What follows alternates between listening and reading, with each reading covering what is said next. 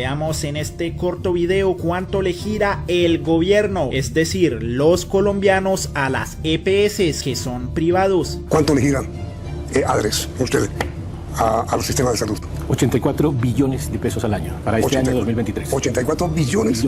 84 billones. ¿Y cuál es la fuente? 84 billones. 84. Las EPS son instituciones privadas, es decir, que tienen dueños particulares, y el gobierno, un ente público, le gira dineros públicos, nuestro dinero, para que estos privados supuestamente lo administren y así nos presten el servicio de salud. Tengamos en cuenta que las EPS no le prestan directamente a usted el servicio, sino que a usted lo atienden en clínicas y hospitales. Por eso, cuando escucha que las EPS son intermediarias, esto quiere decir que las EPS le giran a las clínicas y hospitales para que lo atiendan, pero este dinero viene del gobierno nacional. Por eso, cuando alguien le diga que van a estatizar la salud, sepa que la salud ya es estatal, pues el dinero sale de nuestro bolsillo y se lo damos a las EPS. El problema, como lo vimos al principio de este video, es que las EPS sí reciben el dinero, pero no le pagan a las clínicas y hospitales. Por eso lo más común es que usted siempre encuentre titulares como estos: EPS acumulan deudas por 23 billones, con nueva EPS liderando el déficit, pero puede que en otros medios se encuentre con que la cifra es de 11 billones o una cifra totalmente diferente. Lo importante es tener en cuenta que la deuda es billonaria, tanto que es difícil de calcular, pues cuando Carolina Corcho, es ministra de Salud del gobierno Petro, dijo que las EPS le debían 50 billones a clínicas y hospitales, lo único que hizo Revista Semana fue sacar un titular poniendo el foco en el error de la cifra, pues no eran 50 billones sino 23 según la Supersalud, como si un error fuera el problema más grande del país y no la gigantesca deuda de las EPS. Pues los congresistas del Centro Democrático sentían orgullo al decir que la deuda era de 23 billones y no de 50, como si eso no dejara mal parado a sus gobiernos. Pero fijarse en un error fue lo más conveniente para los medios. Lo que no es un error, tal como lo tituló Corrupción al Día, es que las EPS no quieren dejar de recibir el chorro de billones que reciben. Como se lee en su artículo, la oposición a la reforma de Petro, no solo de congresistas sino de las propias EPS, se centra en los billonarios recursos que manejan, lo cual cambiaría de aprobarse la reforma. Pero si usted fuera una EPS, ¿cómo se aseguraría que un partido político votara a tu favor? Para eso conozcamos la historia de la EPS Sanitas, que según su mismo sitio oficial nació en 1980. En el 94 nació la EPS Sanitas y hasta inició operaciones en Venezuela en el 98, llegando a Perú, Brasil y Estados Unidos. Pero miren esto, la organización, ahora internacional, pasó a llamarse Keralty. Y si nos vamos al informe de donaciones al Partido Centro Democrático, qué casualidad, Keralty les donó la cantidad de 35 millones de pesos y ahora todo comienza a tomar sentido. Con este tipo de donaciones, ¿cómo esperamos que los congresistas sean objetivos al momento de votar por las leyes y normas para los colombianos? ¿Cómo esperamos que luchen a favor nuestro y no de empresas internacionales? Y es que ahora en el Congreso se debate la reforma pensional, pero tal como lo mencionó Pizarro, los opositores se niegan a discutir y pretenden deshacer el quórum. De hecho, estas fueron las palabras de la congresista. Pero la oposición,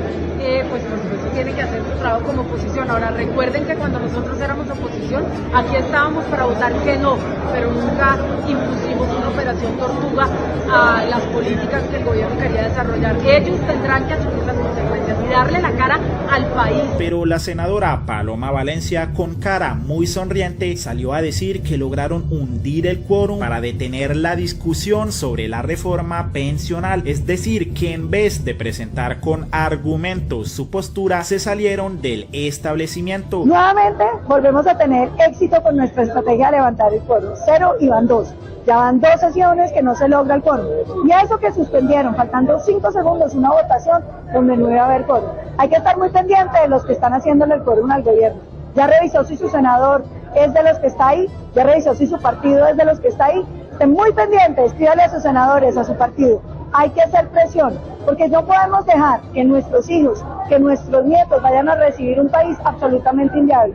Ustedes se imaginan lo que es de ver el 168% de PIB. Es un país que es inviable, es un país que estamos matando desde ahora para que lo entierren las nuevas generaciones de colombianos. Hay que ser responsables con el futuro de Colombia, de nuestros jóvenes y de los colombianos que están por venir. Firmes en la lucha contra esta reforma. Lo extraño es que en el Congreso no debate, pero en las redes explica de sobra sus posturas. Tal vez sea porque enviar un mensaje en redes es más fácil que debatirlo. Lo peor es que uno de los argumentos que encontramos de esta senadora fue decir que lo que el gobierno quiere, por ejemplo, con la reforma a la salud, es ponerle agua, electricidad y saneamiento básico a los habitantes de La Guajira, y que entonces ¿para qué la reforma si esto le corresponde a otros ministerios? Usted pretende que el sistema de salud solucione lo que debieran estar solucionando todos los demás ministerios, senador Chacón. El Ministerio de Vivienda y de Aguas pues debiera estar poniendo el agua potable, porque muchos de los determinantes de la salud que usted clasifica como preventiva son el acceso a los servicios públicos, a la alimentación. Esos no son los determinantes de salud, esa es la salud preventiva.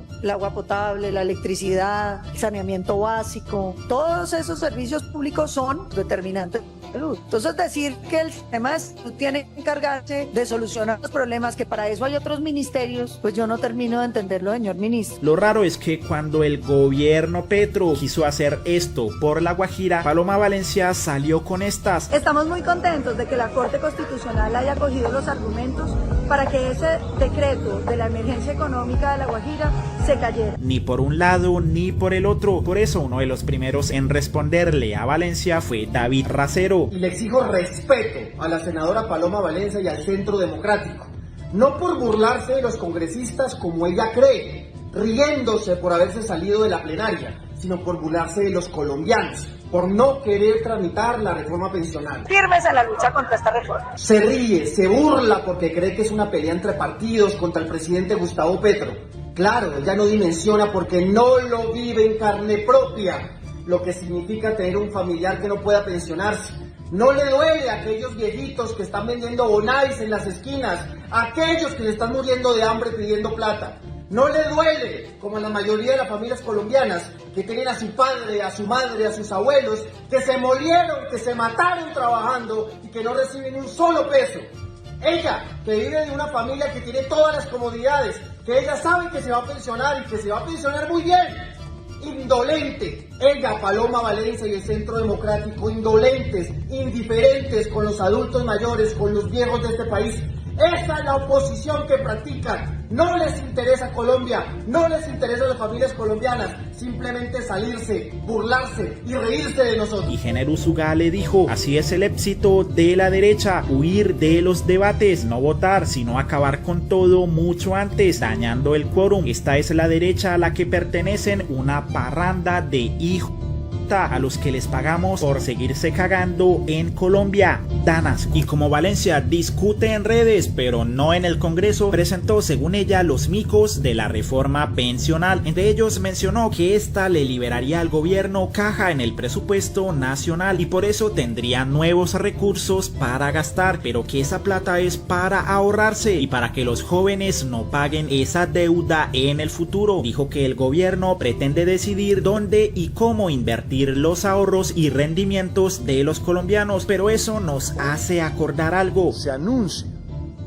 por parte de los fondos de pensión una inversión en proyectos de infraestructura en nuestro país de 4.5 billones de pesos. Agregó que Colpensiones no tiene experiencia y que el dinero puede ser para más gasto estatal, y así una a una nos fue explicando todas sus quejas, que por cierto son válidas. Entonces, ¿por qué no las expone en el Congreso? Tal vez sea porque pasaría algo como esto, pues la senadora María José Pizarro le respondió las mentiras de la senadora Valencia sobre la pensional. Se equivoca al hablar de micos. políticos. Bienvenidas sus posturas, pero hablemos con la verdad. Nuestra reforma es apoyada por la comunidad internacional y expertos. Bailo respondiendo cada uno de sus 18 puntos. No los tocaremos todos por cuestiones de tiempo, así que en resumen dijo que en cuanto a que se libera presupuesto, claro que se libera, pero el gobierno no recibe determinado monto como si fuera efectivo al bolsillo. Se deja de usar para pagar pensiones millonarias para poderlos destinar a inversión pública para el bienestar del país. Y es que justamente debido a que hoy en día los ahorros en el régimen de ahorro individual terminan en inversiones extranjeras con rendimientos negativos que impactan las pensiones, la reforma busca asegurar que los ahorros se usen para pagar pensiones, tal como se establece en el artículo 11. La reglamentación se realizaría a través de un proceso abierto, tal como ocurre con la expedición de todos los decretos reglamentarios. Agregó que no es posible que el dinero del ahorro se convierta en gasto estatal, no queda en manos de políticos, toda vez que lo recaudado tiene destinación específica para pensiones, pues se crean mecanismos para proteger los recursos y garantizar que solo se inviertan en el sistema pensional. Y como Valencia había dicho que el fondo del ahorro del pilar contributivo sí se define en la reforma, pero el fondo común de vejez no, era una muestra de la enredada e incompleta redacción del proyecto. Pizarro le contestó que como la reforma no deroga la ley 100 de 1993, no es necesario definir qué es el fondo común de vejez, pues ya está definido en el artículo 32, literal B de la ley 100 de 1993. Fuimos a ver si era cierto y sí, allí está. Pero Valencia volvió a responder mediante este video. Hoy amanecí bastante atacada por el pacto histórico. Se ve que evidentemente les ha dolido el debate que se está haciendo, con ideas y por supuesto con estrategia política, porque si ellos no tienen las mayorías, no se las va a hacer la oposición, ni en este gobierno ni en ninguno, porque esas son las reglas del juego. Quiero responderle a María José Pizarro. Primero, no nos tratemos de mentirosos, María José, porque aquí hay que presumir la buena fe de las personas. Yo le voy a mostrar porque usted está equivocada en la información que le está dando a los colombianos. Y como ahora sabemos que Valencia tiene cómo responder, esperamos que lo demuestre en su lugar de trabajo y no en las redes. Por eso Pizarro le respondió: senadora, la invito a discutir nuestros argumentos sobre la pensional en el Congreso el próximo miércoles, sin jugaditas, sin dilaciones, de cara al país.